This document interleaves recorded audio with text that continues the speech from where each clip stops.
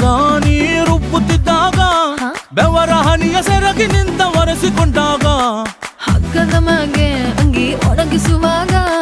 ನಿನ್ನ ಮೈಯ ವಾಸನೆಯು ನೆನಪಾದಾಗ ಎರಡು ಕೈಯ ನೆತ್ತಿ ನೀನು ಜಡಿಸುತ್ತುವಾಗ ದಿಮ್ಮನಪ್ಪಿಕೊಂಡು ನಿದ್ದೆ ಮಾಡುವಾಗ ಸುಸ್ತಾಗೋಗಿ ನೀನು ಆಕಲಿಸುವಾಗ ಬತ್ತವಲ್ಲ ಫೀಲಿಂಗ್ಸು ಬಂದು ಬಂದು ಮುಚ್ಚಾಗ್ತವೆ